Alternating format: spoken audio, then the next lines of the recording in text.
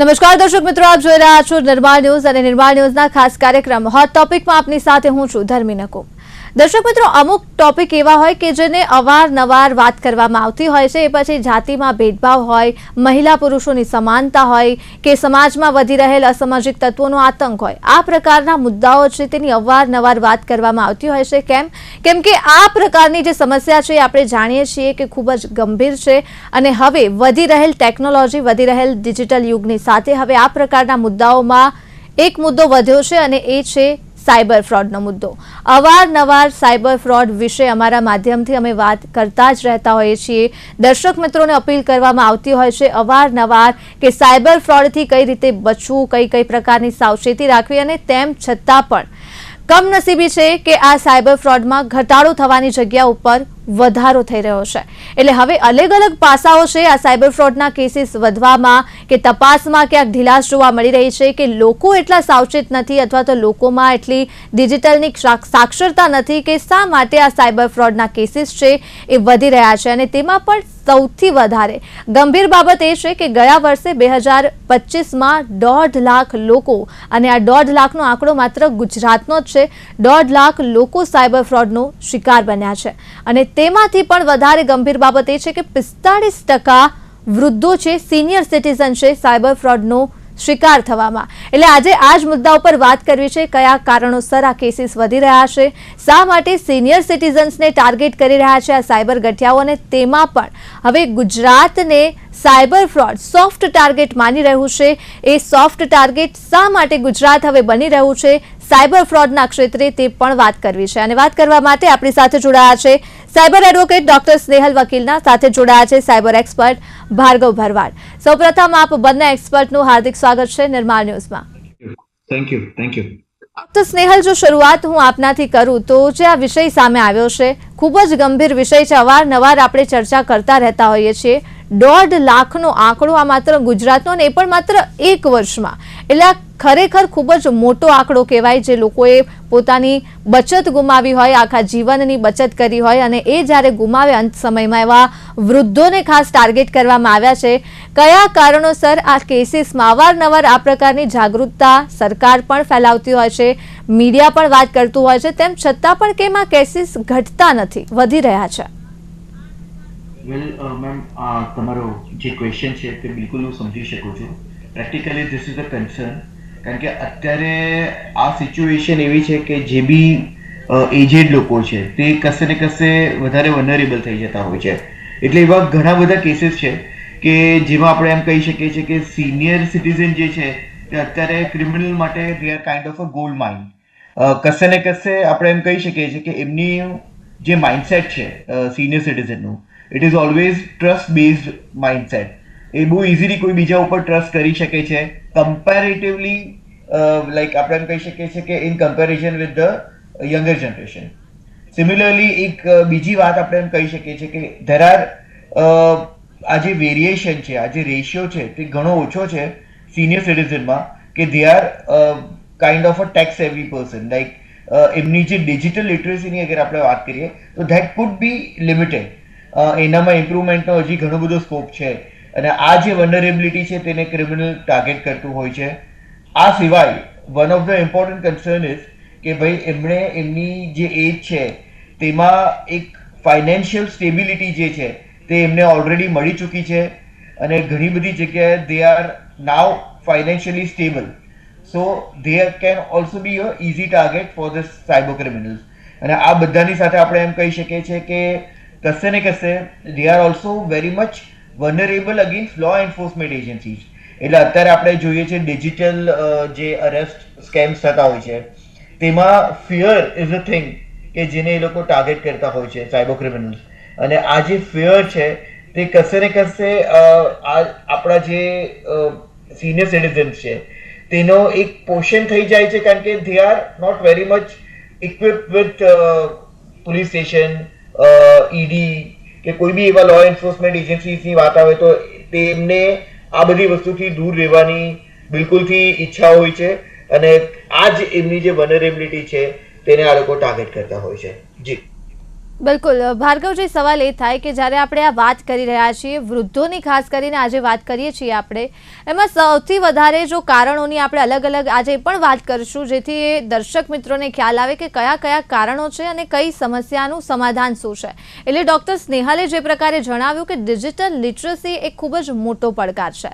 હવે આપણે જાણીએ છીએ ભાર્ગવ કે જે વૃદ્ધો કે જેમને એ જ્ઞાન હોય છે કે કોલ આવે ત્યારે ગ્રીન કલરનું બટન દબાવવું અને કાપવો હોય તો રેડ કલરનું બટન દબાવવું. હવે આ પ્રકારની પરિસ્થિતિમાં જો કોઈને સાયબર ફ્રોડ વિશે સમજાવવું અને આ પ્રકારનું ઇન ડીપ નોલેજ આપવું હોય તો શું એ શક્ય છે? ડિજિટલ લિટરસી આજકાલની જનરેશનમાં તો છે, પણ જે સૌથી વધારે સોફ્ટ ટાર્ગેટ છે એવા સિનિયર સિટીઝનમાં જો આ લિટરસીનું પ્રમાણ વધારવું હોય તો શું શક્યતા છે? જી બિલકુલ. એકમાત્ર એનો ઉપાય જે છે તે સરકાર દ્વારા મુહિમ ચલાવવામાં આવી છે કે સાયબર સિક્યુરિટીના ક્રાઇમ અંગેનું અવેરનેસ, જગ્યાએ જગ્યાએ જઈને સોસાયટી વચ્ચે જઈને સાયબર સિક્યુરિટી અવેરનેસ અંગે માર્ગદર્શન આપવું, એ જ એનું એકમાત્ર સોલ્યુશન હોઈ શકે. અને જે બીજું આ જે સમસ્યાનું મૂળભૂત કારણ જે છે એ કારણ છે કારણ કે વૃદ્ધો જે છે એ ઓલ્ડ એજ જે 60 થી 65 70 વર્ષની વચ્ચેના હોય છે, એમને તમામ પ્રકારનો જે ટેકનોલોજીનો ઉદયથી લઈને અત્યારે જે ટેકનોલોજીનો ગોલ્ડન એરા છે એ તમામની સફર કરી રહ્યા છે એ લોકો. તો એમની પાસે જે ટેકનિકલ નોલેજનો જે ગેપ છે એમાં ખૂબ જ વધારે તફાવત હોવાનો. આજે કોઈ ન્યૂલી ઝેનઝી જનરેશન વાળો કોઈ વ્યક્તિ છે કે કોઈ એ પેઢીનો કોઈ વ્યક્તિ છે, તો એમની પાસે જે નોલેજ છે એ ન્યૂલી અપડેટેડ નોલેજ છે કે આજ કોઈ પણ પ્રકારનું એઆઈ ટૂલ છે કે કોઈ પણ પ્રકારનો સાયબર ક્રાઇમ છે કે કોઈ પણ પ્રકારની ટેકનોલોજી કઈ રીતે ઉપયોગ કરવું, એ બંને પ્રકારે એ સાથે લઈને ચાલે છે. બંને પ્રકારનું એક સાથે એનું શીખવાનું થતું હોય છે. પરંતુ જે વૃદ્ધોમાં જે ટેકનોલોજી જે છે એમાં કયા પ્રકારનો ઉપાય કરવો અને કયા પ્રકારનો ઉપયોગ કઈ હદ સુધી કરવો એનું નોલેજ નથી. તો એક સાયબર સિક્યુરિટી અવેરનેસ દ્વારા એવી એક આપણે ઝુંબેશ ચલાવવી જોઈએ કે ટેકનોલોજી આપણે ઉપયોગ કરીએ છીએ, એક સિક્કાની બે બાજુ છે. સારી વસ્તુમાં આપણે ક્યારે એનો ઉપયોગ ન કરી શકીએ એમ નથી. આ ટેકનોલોજીનો એરા ચાલી રહ્યા છે, પણ કઈ હદ સુધી એનો ઉપયોગ કરવો જોઈએ, કઈ લિમિટેશને એનો ઉપયોગ આપણે અટકાવી દેવો જોઈએ. ત્યારબાદ આ જે સિનિયર સિટીઝન જે ચાલી રહી છે, આખા જે સિનિયર સિટીઝન પર્ટિક્યુલર જે વિસ્તારમાં હોય છે તેનું વિસ્તારની દ્રષ્ટિએ એનું એક અલગ અલગ પ્રોગ્રામ આપણે ચલાવી શકાય કે એ દરેક પ્રોગ્રામની અંદર સાયબર સિક્યુરિટી અવેરનેસના જે મૂળભૂત ગુનાઓ જે બની ચૂક્યા છે એ તમામને આપણે એમાં ડિસ્ક્રાઇબ કરી શકીએ કે આ પ્રકારના ગુનાઓ હાલમાં બની રહ્યા છે, તો તમે આ પ્રકારની વસ્તુઓ ન કરવામાં આવે. જેમ તમે કહ્યું એમ કે લીલું બટન કાપવા માટે છે અને લાલ બટન જે છે એ લીલું બટન જે છે એ ફોન ઉપાડવા માટે છે અને લાલ બટન જે છે એ ફોનને કટ કરવા માટે હોય છે જનરલી. તો ત્યાં એક્સેપ્ટ અને રિજેક્ટનો જે પેરામીટર્સ છે એ સેટઅપ હોય છે. હાલ એવા પણ ડેવલપર અને એવા પણ ટૂલ્સ એપ્લિકેશન યુઝ થઈ રહ્યા છે માર્કેટમાં કે આ જે પર્ટિક્યુલર પેરામીટર્સ છે એને ચેન્જ કરી દેવામાં આવે છે. ઘણી વખત એ એપ્લિકેશનનું પરમિશન જ્યારે લેવાનું હોય છે ત્યારે તમને એવું કહેવામાં આવે છે કે આ તમને અલાઉ કરો છો, જો તમે એની ઉપર નો આપો છો તો એ યસ થઈ જતું હોય છે. બેકએન્ડમાં એની પ્રોસેસ જે છે એ ટોટલી કન્વર્ટ થઈ ગઈ હોય છે. એ એક્સેપ્ટ રિજેક્ટનું કામ કરે છે ને રિજેક્ટ એક્સેપ્ટનું કામ કરે છે. ઇન શોર્ટ હું કહું તો એક આ બહુરૂપિયા પ્રકારની જે ટેકનોલોજીનો જે ઉપયોગ કરવામાં આવે છે, મિરર ટેકનોલોજીનો, એનાથી અત્યારે કોઈ પણ પ્રકારનો એક સખ્ત એજ્યુકેશન પર્સન હોય એ પણ છેતરાઈ જવાના ચાન્સીસ છે. તો સિનિયર સિટીઝન તો ઓફકોર્સ ત્યાં બહુ જ રિસ્ક ફેક્ટર રહેલું છે. એનું સમસ્યાનું સોલ્યુશન લાવવા માટે એક આપણે ઝુંબેશ ચલાવી શકાય કે દરેક સિનિયર સિટીઝનની એટલીસ્ટ મહિનામાં એકવાર કે 2 મહિનામાં એકવાર આ પ્રકારના સાયબર ક્રાઇમના અવેરનેસ સેશન આપણે એમને પ્રોવાઈડ કરી શકીએ. બિલકુલ ડોક્ટર સ્નેહલ, વાત કરીએ તો માત્ર ડિજિટલ લિટરસી આપણે કહીએ છીએ કે સિનિયર સિટીઝન કેટલાક છે કે જેમાં ઓછી છે, કારણ છે, પણ આપણી સામે એવા પણ કેસ છે કે જેમાં ડોક્ટર એન્જિનિયર્સનો સમાવેશ થાય છે કે જે સાયબર ફ્રોડનો શિકાર બન્યા છે. એટલે તમને શું લાગે છે કે મુખ્ય કારણ શું છે? આ ઘટનાઓની કયા પ્રકારનું એવું મુખ્ય કારણ છે કે જો ડોક્ટર એન્જિનિયર્સ પણ જો ભોગ બનતા હોય તો જેમની પાસે ડિજિટલ લિટરસી નથી તો ખૂબ જ સોફ્ટ ટાર્ગેટ હોય છે એમના માટે. એટલે એવું કયા પ્રકારની એવું વાતો કરે છે, એ ડર ઊભો કરે છે કે એ કયા પ્રકારની રીતે આ પોતાની જે મોડસ ઓપરેન્ડી છે એ વાપરતા હોય છે કે આ સાયબર ફ્રોડ જે છે એ વધારે વધી રહ્યું છે? વેલ મેમ, અત્યારે અગર આપણે વાત કરીએ તો ગીતાનું જે અધ્યાય છે તેમાં મોહ અને લોભ અને આ સાથે ભય, આ વસ્તુને બહુ ક્લિયરલી આપણે એમ કહી શકીએ છીએ કે સમજાવવામાં આવ્યું છે. હ્યુમન નેચરના કેરેક્ટરિસ્ટિક્સમાં આ એક બહુ મૂળભૂત કેરેક્ટરિસ્ટિક્સ છે આપણી, વિચ ઇઝ કાઇન્ડ ઓફ ભય અને મોહ. અને જે સાયબર ક્રિમિનલ્સ છે તે તમારી આ કેરેક્ટરિસ્ટિક્સને ટાર્ગેટ કરે છે. ફ્રેન્કલી એવું આપણે એમ કહી શકીએ કે ભાઈ digital literacy is important, but આ જ સર્વસ્વ નથી. ઘણી બધી જગ્યાએ કોઈક ને કોઈક રીતના તમારી અંદર કોઈ એન્ચાન્ટમેન્ટ જાગૃત કરવામાં આવતું હોય છે. આપણે એમ કહી શકીએ છીએ કે શેર માર્કેટ સ્કેમ્સ છે કે જેમાં એ લોકો કોઈક રીતના તમને એન્ચાન્ટ કરે છે હાયર રિટર્ન્સ માટે, અને જેવું તમે તમારી અંદર મોહ જાગી ગયો પછી આ વસ્તુને એક્સપ્લોઇટ કરીને એ લોકો તમને ઠગે છે. સેમ વસ્તુ અગર ભયની આપણે વાત કરીએ તો આપણે જોઈ ચૂક્યા છે કે અત્યાર લગીન જે ડિજિટલ અરેસ્ટ સ્કેમ્સ છે, આ ઉપરાંત એવા ઘણા બધા અલગ અલગ સ્કેમ્સ છે કે ભાઈ આજે તમારી ઇલેક્ટ્રિસિટી કટ થઈ જશે અને અગર તમે બિલ નહીં ભર્યું હોય તો આ લિંક ઉપર ક્લિક કરીને તમે ભરી દો. એટલે કશે ને કશે આપણે એમ કહી શકીએ છીએ કે આ લોકોનું જે ટાર્ગેટ છે તે તમારી પાસે ક્યાં તો કોઈ ક્લિક કરવાનું છે, ક્યાં તો પછી તમને એન્ચાન્ટ કરીને કોઈક બી રીતના એ લોકોના ટાર્ગેટ લગીને તમને લઈ જવાનું હોય છે. એટલે ઇટ ઇઝ નોટ નેસેસરી કે ડિજિટલ લિટરસી જ એક એવો બેઝ છે, કારણ કે અગર એવું હતે તો અત્યારે આટલા લિટરેટ લોકો કદાચ એ લોકો ડિજિટલી બી લિટરેટ હોય કે નહીં હોય, that is a question, but આ લોકો ભોગ બનતા હોય છે. તો આ બધી વસ્તુમાં એક મોસ્ટ ઇમ્પોર્ટન્ટ થિંગ ઇઝ કે along with this awareness thing કોઈક ને કોઈક રીતના ઘણા બધા લોના ઇમ્પ્લિમેન્ટેશન, ઘણા બધા સિક્યોરિટીના જે માઇન્ડસેટ્સ છે, આ બધી વસ્તુને પ્રી ડિફાઇન કરીને પછી વેલ ઓર્ગેનાઇઝ રીતના આપણે આને ટાર્ગેટેડ જે વ્યક્તિ છે કે જે યુઝર્સ છે ત્યાં લગીને પહોંચાડી શકીએ. જી બિલકુલ. અને હવે જો વાત કરીએ તો સૌથી વધારે ગંભીર બાબત એ છે કે આ સાયબર ફ્રોડ્સ માટે ગુજરાત એ સોફ્ટ ટાર્ગેટ બની રહ્યું છે. એટલે એક શરમજનક વાત પણ આપણે માટે છે, કેમ કે જે પ્રકારના કેસીસ વધી રહ્યા છે અને સૌથી વધારે જો હું એક ઉદાહરણ આ બંને એક્સપર્ટની સામે મૂકું તો એ છે આજકાલ આવી રહેલા બોમ્બ થ્રેટ્સના ઈમેલ્સ, કે એક ઈમેલ્સ, બે ઈમેલ્સ શાળાઓને આવે છે, કોર્ટને આવે છે, અને હવે પરિસ્થિતિ એટલી ખરાબ છે કે વિધાનસભા સુધી પણ એ ઈમેલ્સ પહોંચી ગયા છે. એટલે એક સવાલ તપાસ સામે પણ ઊભો થાય કે કેમ આ જે ઈમેલ્સ કરનાર પાછળ કોઈ પણ ચહેરો હોઈ શકે છે, એ આતંકવાદનો ચહેરો હોય, સાયકો ચહેરો હોય અથવા તો અન્ય કોઈ પણ ચહેરો હોય, એ આપણને નથી ખ્યાલ, પણ આ પ્રકારના ઈમેલ અવારનવાર આવતા રહે છે. એટલે એ એક આપણા માટે પડકાર છે. તપાસ કયા પ્રકારની થઈ રહી છે, કેમ કે અવારનવાર જો આ ઈમેલ્સ આવતા હોય તો તપાસ સામે સીધો જ સવાલ ઊભો થાય. ભાર્ગવજી, આપના પાસેથી જાણવા માંગીશ કે સાયબર ફ્રોડને લઈને ગુજરાતમાં તપાસ કેટલી સારી અને કેટલી ઝડપી છે? સાયબર ફ્રોડના જેટલા બી મુખ્યત્વે ગુનાઓ છે એમાં ઘણા બધા ગુનાઓની અંદર તો એવું છે કે 3 દિવસ કે 5 દિવસ એવરેજ ટાઈમ લાગતો હોય છે. પરંતુ જો હું વાત કરું, તમે જે ઉદાહરણ આપ્યું છે કે બોમ્બ થ્રેટના જે ગુનાઓ બની રહ્યા છે, બોમ્બ થ્રેટની થ્રેટ આવી રહ્યા છે, તો એ તમામમાં ઈમેલ ફોરેન્સિક કરવું પડતું હોય છે અને જેનો અંદાજિત સમય રિપોર્ટ લાવવા માટે 48 અવર ટુ 72 અવર્સના સમય દરમિયાન સુપ્રત કરવાનો હોય છે એક સાયબર એક્સપર્ટ તરીકે.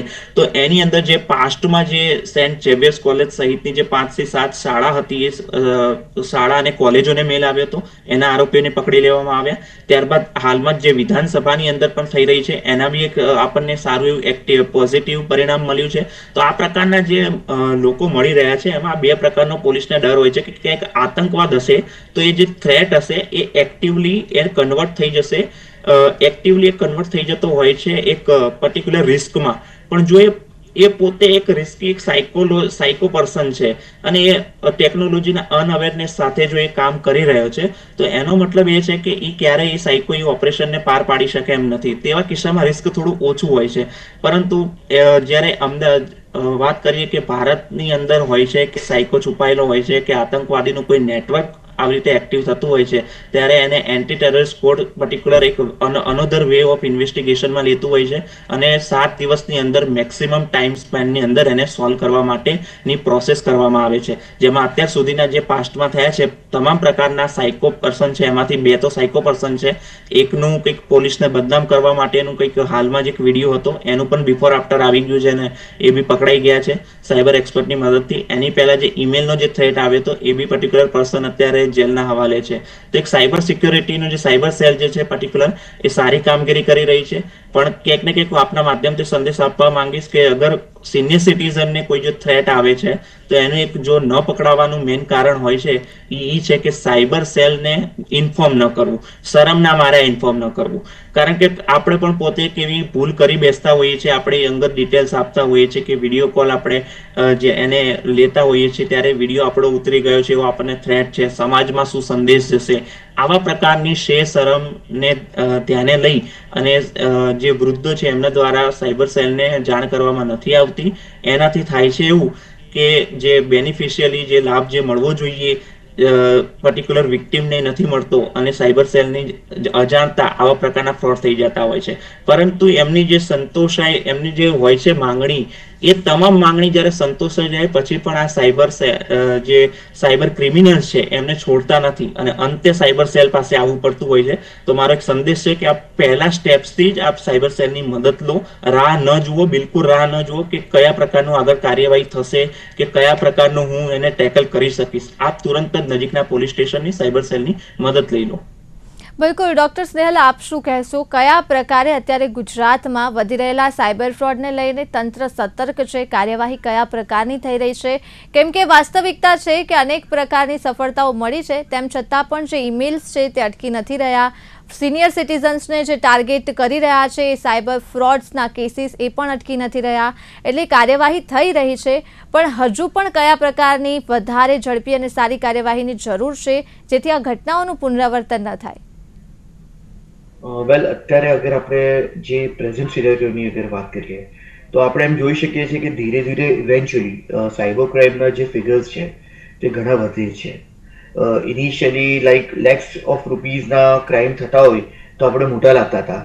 હવે ટ્રિપલ ફિગર્સમાં બી કરોડ હોય તો બી વી આર એક્સેપ્ટિંગ ઇટ કે હા ભાઈ થઈ શકે છે આ વસ્તુ. પ્રેક્ટિકલી આનું સૌથી મેઇન જે રીઝન છે દેટ આર મ્યુલ અકાઉન્ટ્સ.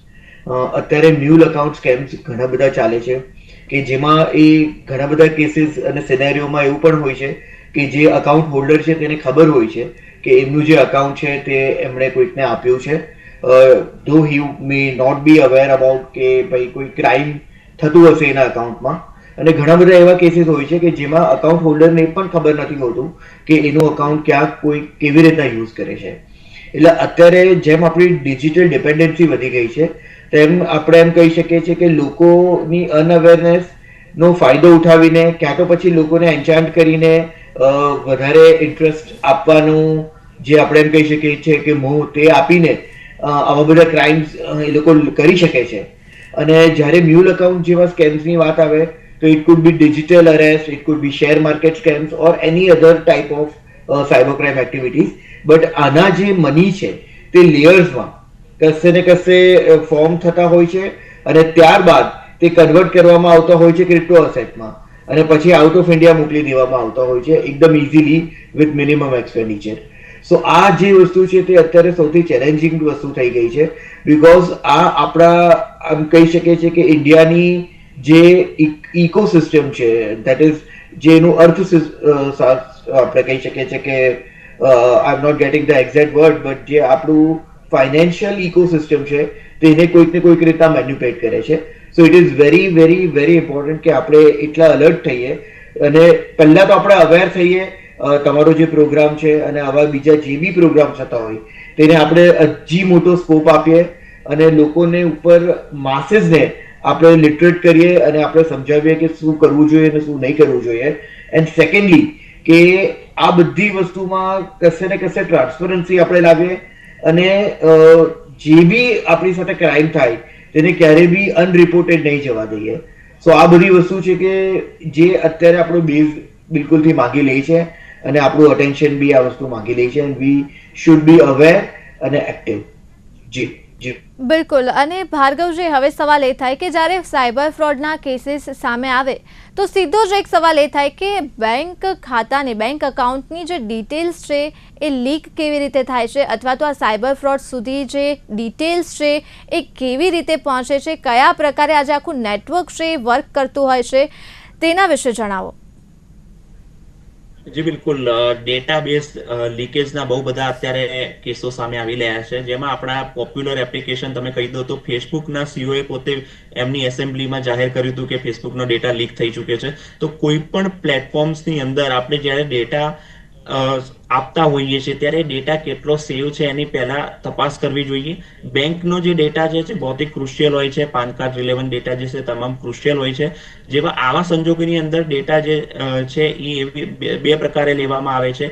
એક તો જેન્યુન જે પર્ટિક્યુલર પ્લેટફોર્મ છે એની પાસે તે ડેટાને સેલ કરવામાં આવે છે એ પર્ટિક્યુલર પ્લેટફોર્મ દ્વારા. જેમ કે કોઈ પણ શોપિંગ વેબસાઇટ છે એમની સાથે હજારો કરોડો કોઈ રહેલો છે ડેટા, એને કોઈ પૈસા લઈને એને ડેટાને સેલ કરવામાં આવે છે અને ડેટા જ્યારે બાય કરવામાં આવેલો પર્સન છે એ પર્સન કયા ઉદ્દેશ્યથી એને યુઝ કરવાનો છે એની ખરાઈ કરવામાં આવતી નથી. અને એવા સંજોગોમાં કોઈ અનસસ્પિશિયસ પર્સન જે છે એના હાથમાં જે આવી જતો હોય છે, આવું સસ્પિશિયસ પર્સનના હાથમાં આવી જાય છે અને સાયબર ક્રાઇમને નોંધ રહે છે. ત્યારબાદ બીજો જે પ્રકારનો જે હોય છે એમાં એવું હોય છે કે યુઝર પોતાની જ ભૂલ દ્વારા પોતાની જ મરજીથી એ પોતાનો ડેટા આપે છે, પણ એને ખબર નથી કે આ પર્ટિક્યુલર પ્લેટફોર્મ છે લેજિટિમેટ છે કે નથી. એવી ઘણી બધી વેબસાઇટ હોય છે જેમાં લોભામણી લાલચ આપવામાં આવે છે, ઓછા પૈસામાં વસ્તુઓ આપવામાં આવે છે, ડિસ્કાઉન્ટ આપવામાં આવે છે અને ત્યાં આપણે આપણો ડેટા આપતા હોઈએ છીએ, પરંતુ જોતા નથી કે Google play protected verified platform દ્વારા પ્રમાણિત છે કે નહીં, તે વેબસાઇટ જે છે SSL TLS સર્ટિફાઈડ છે કે નહીં. આવું કંઈ પણ જોયા વગર આપણે એના ડોમેનની ચકાસણી કર્યા વગર કોઈ પણ અવેરનેસ વગર આપણે એને ડેટા આપતા હોઈએ છીએ, ત્યારબાદ શોપિંગ કરતા હોઈએ છીએ. પરંતુ આપેલો જે ડેટા છે બેન્કિંગ રિલેવન્ટ, એ ડેટા ત્યાં કાયમ માટે સ્ટોર થઈ જાય છે અને પછી એ ડેટાને ત્યાં કોઈ લેજિટિમેટ પર્સન ન હોય, સાયબર ક્રિમિનલને આમંત્રિત કરતો માણસ જે સાયબર ક્રાઇમ કરવા માટે જ પ્રેરાયેલો છે એવા વ્યક્તિને એ ડેટા આપી દેવામાં આવે છે પૈસાના અભાવે જે તે પ્લેટફોર્મ દ્વારા. તો આવું પણ ઘણી બધી વખત આવો કિસ્સા સામે આવતા હોય છે, જેના સમસ્યાના નિરાકરણ સ્વરૂપે જનરલી અત્યારે જે ટ્રેન્ડ ચાલી રહ્યો છે અવેરનેસમાં એ અમે યુઝ કરતા હોઈએ છીએ અવેરનેસ માટે કે બે પ્રકારના એકાઉન્ટ રાખવામાં આવે, એક પ્રાઇમરી એકાઉન્ટ અને એક સેકન્ડરી એકાઉન્ટ. આવું કોઈ પણ પ્લેટફોર્મમાં તમારે ડિટેલ્સ આપવી છે તો એવું એક એકાઉન્ટની ડિટેલ્સ આપો જે તમારું સેકન્ડરી એકાઉન્ટ છે, જેમાં તમે 1000-2000 રૂપિયા જ રાખો છો. જરૂર પડે ત્યારે એ ડેટાને જ્યારે પૈસાને તમે પ્રાઇમરી એકાઉન્ટમાંથી સેકન્ડરી એકાઉન્ટમાં એ પૈસાને તમે લાવો છો અને 1000-2000 રૂપિયા જ ત્યાં રાખવામાં આવે છે. તમારી જે મૂળ રકમ છે, જે સેલરી આવે છે કે કોઈ પણ બિઝનેસની રકમ છે જે લાખો કરોડોમાં તમે સેવ કરેલી છે, એ સેવિંગ્સ કે એ એફડીને એમાં કે સ્ટોક માર્કેટને એમાં લિંક કરેલી ન હોવી જોઈએ. ઓનલી પ્રાઇમરી એકાઉન્ટમાં જે લિંક કરેલું હોવું જોઈએ. અને પ્રાઇમરી એકાઉન્ટનો યુઝ ક્યાંય બીજે ક્યાંય કરવાનો થતો નથી, ઓનલી ફોર યુ છે એ તમારે જ્યારે જરૂર હશે શોપિંગ કરવા માટે કે ડેટા આપવા માટે, તમે પ્રાઇમરી એકાઉન્ટમાંથી એ પૈસા સેકન્ડરી એકાઉન્ટમાં લાવશો અને સેકન્ડરી એકાઉન્ટની ડિટેલ્સ આપશો. આ જ એકમાત્ર એ સમસ્યાનું નિરાકરણ હોઈ શકે, બીકોઝ ડેટા શેર ન કરવાથી તમારી સર્વિસ અટકી પડશે. તો એવું નથી કે ડેટા શેર નહીં કરો અને તમે બેંકની ડિટેલ્સને આઇસોલેટેડ કરી દેશો, એ શક્ય નથી. બિલકુલ. અને ડૉક્ટર સ્નેહલ, છેલ્લે સવાલ એ થાય કે જ્યારે આપણે વાત કરતા હોઈએ છીએ ફોનની, તો જે પ્રકારે બાળકોની સુરક્ષા માટે પેરેન્ટલ વિન્ડો કરી અને એક સુરક્ષા કવચ આપણે ગણી શકીએ કે પેરેન્ટ્સે બાળકોને એ સુરક્ષા કવચ આપ્યા બાદ ફોન આપે છે એટલે બાળક સુરક્ષિત રહે. ડિજિટલ લિટરસી આપણે વૃદ્ધોમાં વધારી શકીએ એમાં કોઈ ડાઉટ નથી, પણ સૌથી વધારે જો આ ક્ષેત્રમાં ઝડપી કામ કરવું હોય તો વૃદ્ધોની સુરક્ષા છે એમના બાળકોના હાથમાં.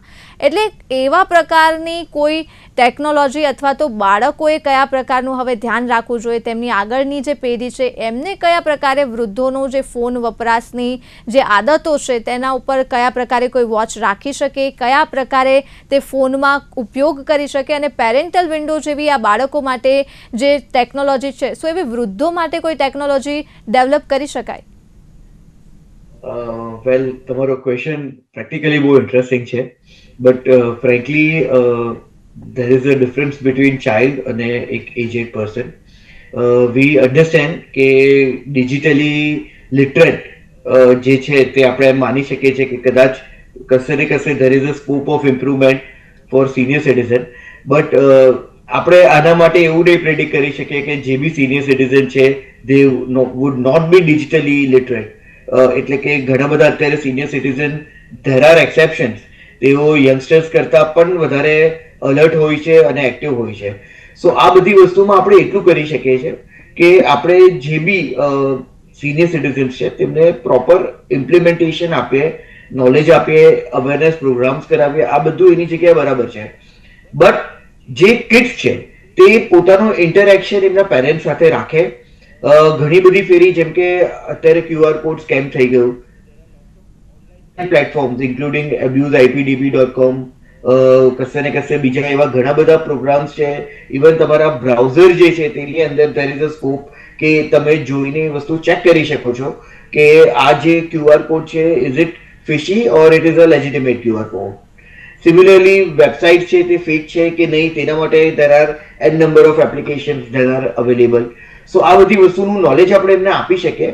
બટ આ જે પેરેન્શિયલ કંટ્રોલ છે તે જાતે અગર કોઈ વૃદ્ધ ઈચ્છે તો એમના જે કિડ્સ છે તેમની સાથે કન્સલ્ટ કરીને તેમના સેટિંગ્સમાં એ ચેન્જીસ કરી શકે છે કે અમુક જ વસ્તુ જે છે તેનો એક્સેસ એમને મળી શકે. બટ એ કમ્પલ્શન તરીકે આપણે નહીં કરીએ તો વધુ યોગ્ય રહેશે.